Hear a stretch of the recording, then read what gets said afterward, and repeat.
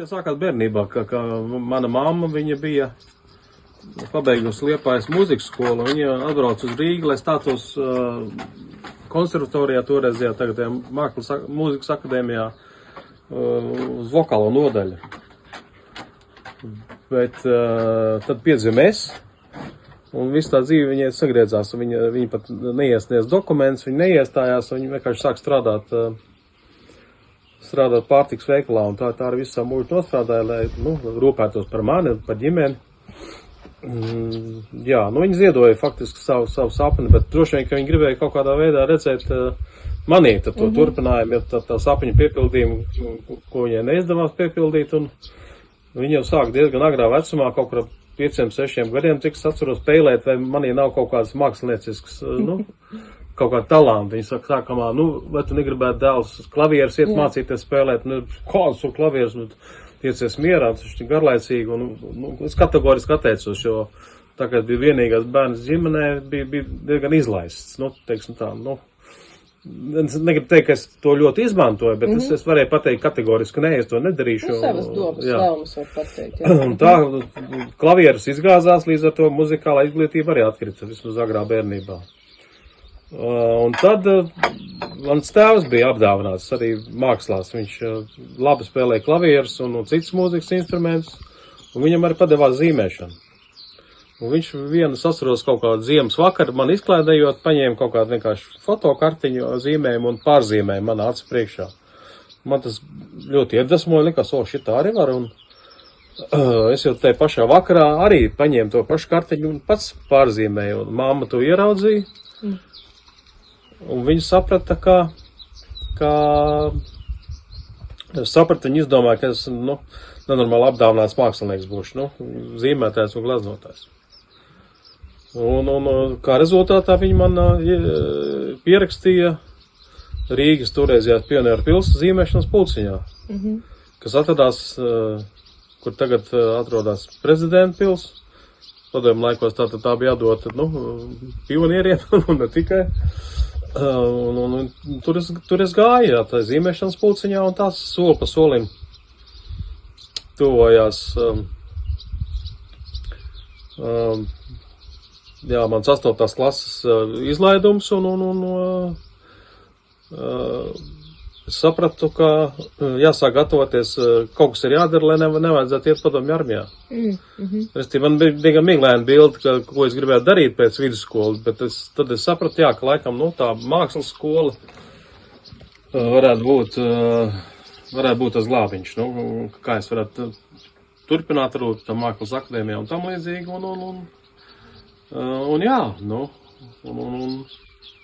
tad jau sāk gatavoties, un tā es iestājos Rīgas Priekšās mākslas vidusskolā, kas tagad ir Rīgas dizaina mākslas skola, kuras, starp citu, ir beigusi man vecākā meita, un šobrīd mācās man vidējā meita tajā pašā skolā.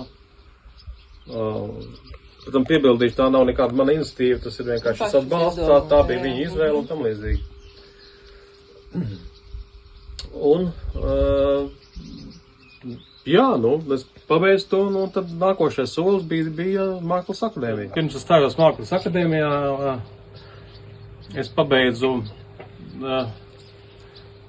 Liešās mākslas vidusskolā tādu nodaļu, kas saucās dekoratīvās noformēšanas nodaļa. Tā bija tāda nodaļa, kurā nebija šaura specializācija, kur bija vairāk zīmēšanas, gleznošanas un tāda lieta. Tas nebija kā, kokteļniecība, metāls, keramika vai tekstils. Tā bija tāda, plašāka spektra nodaļa, kur laikā vēl 4 gadu laikā varēja izdomāt, kas tu gribi būt beigās. Saulaina diena, kā šodien, es nāku ārā pa akadēmiju, pa lielajām kāpnēm. Uz kāpnēm satieku savu zīmēšanas skolotāju no Pionieru pils zīmēšanas pulciņa. Tagad ļoti pazīstamo mākslinieci Lilija Dineri.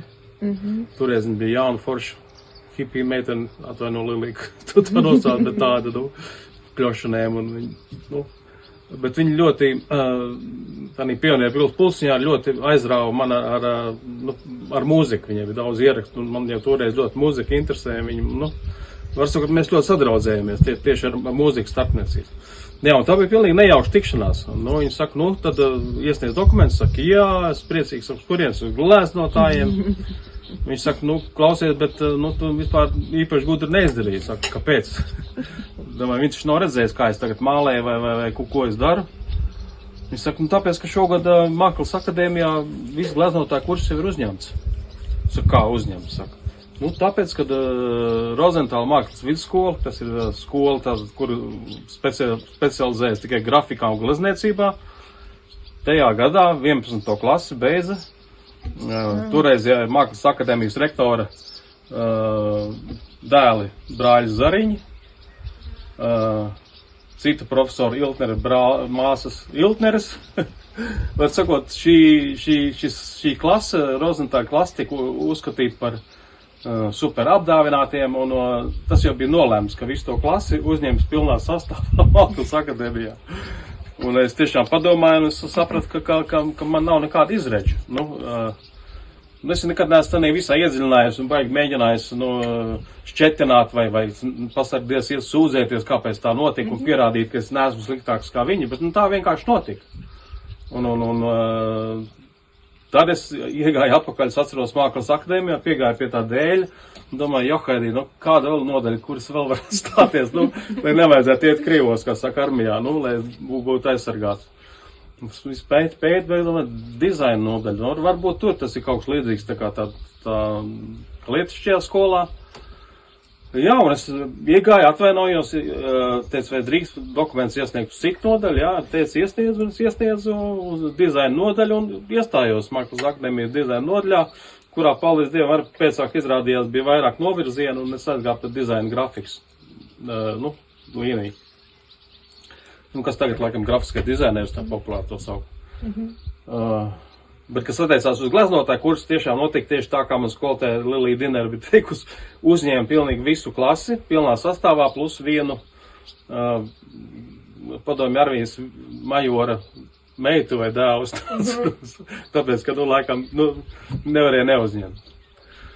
Jā, un es turpināju arī Mākslas akadēmijā gleznot, bet paralēli man dzīvē bija sagadījies tā, ka man bija iespēja būt visu laiku kopā ar mūziku. Es esmu melomāns no kaut kāda tiešām 5-6 gadu vecuma, un man tas viss ir vienmēr ļoti interesējis, un es atceros epizodu, kad es pirmoreiz mūžā izdzirdēju grupu Beatles. Mēs bijām kādā 5. 6. klasē, laikam puikas, un otrā dienā mēs dibinājām paši savus Beatles. Kaut gan nemācīja spēlēt nekādus instrumentus, bet bija svarīgi nodibināt tos, un sākās kautiņš par to, kurš būs Lenons, kurš Makartnijs un kurš būs smukais Harisons. Var sakot, tas bija mans sapnis, un paralēli tam es sāku vadīt diskotēkas, kuras pagājušo gadsimta, 70. 80. gados stipri atšķirās no tagadējām. Tā bija tāda cilvēku izdāncināšana, tomēr kaut kādiem komentāriem un tam līdzīgi. Un tas man bija paralēli gāja manai, mākslinieku izglītībai, gāja šīs diskotēkas. Nevarētu turpināt gleznot un dziedāt, bet tas viss sastājās tā kā svaru kausos, un es nemienstinoties aizgāju mūzikā. Gandrīz pusi savu dzīvi vai negleznodams un nenodarbodamies tieši ar tā dēvēto stāju mākslu, es esmu atgriezies. Es, protams, turpinu būt dziesmu autors un dziedātājs, bet šis man ir patīkams, patīkam atgriešanās pie manas mammas bērnības sapņu. Pašā sociālā tīklā Facebook, vai tāpēc, ka es pats esmu nopublicējis kaut kāds vairākas savas gleznas, bet man tagad sāk nākt kaudzēm, tādas Facebook lapu attēli, postimpresionisti, impresionisti, visādi labu glezniecību, čupām, katru dienu es varu, pēc tam tiešām brīnišķīgi, agrāk neredzētu Manē, Van Gogha, Matisa, visādi darbi, ko es nebiju nejausmas, ka tāda ir. Un es tā skatos uz viņiem, un katru dienu skatos, domāju, bet ko tad beigās viņi mālē? Van Goghs, ja nebija galīgi ko mālēt, viņš paņēma uzmālē krēslu, uz kuru bija sēdējis viņa draugs, forši uzmālēts un labi. Es domāju, vai es gribētu šādu krēslu sev mājās pie sienas. Jo tā ir apšaubām brīnišķīga glezniecība, viņa krāsa un raksturs un stils, viss tur ir. Tas ir tikai kaut kāds fucking krēsls, tas nekad nekas vairāk. Un tas savu, ko es pats gribētu mālēt. Jā, es savā dzīvē esmu mālējis arī portretus. Jo man tas arī bija izaicinājums, vai es varēšu uzmālēt cilvēku līdzīgi, vai, kāds viņš ir, vai viņu varēs atpazīt. Jā, es to varēju, bet tagad mūsdienās, kad ir fotogrāfija un vispārējais, vai tas ir tas, ko es varu pateikt, un kas man pašam ir interesanti, un tādēļ es sapratu, ka mans, laikam, aicinājums vai tā mana joma, kurā es gribu gleznot šodien, ir ainava, bet nevis vienkārši skaista, plika ainava, bet ainava, kurā ir kaut kas tāds, kas ir, kas ir iespējams negaidīts, kas nav vienkārši parasti skaista ainava, saulaina diena vai rudens diena vai kaut kas tam līdzīgs. Bet tur ir kāds zienieks, kāds kaķis vai suns vai stārķis, vai vēl kaut kāda nianse un kāds neparasts rakurs, un tas ir tas, kas man interesē. Kas tajā procesā sniedz vislielāko gandarījumu un kas teiksim tā, kaut kādas problēmas sagādā? Kas tu kaitina tajā visā? Salīdinoši ar to laiku, kad es sāku to darīt, problēma daudz mazāk ir.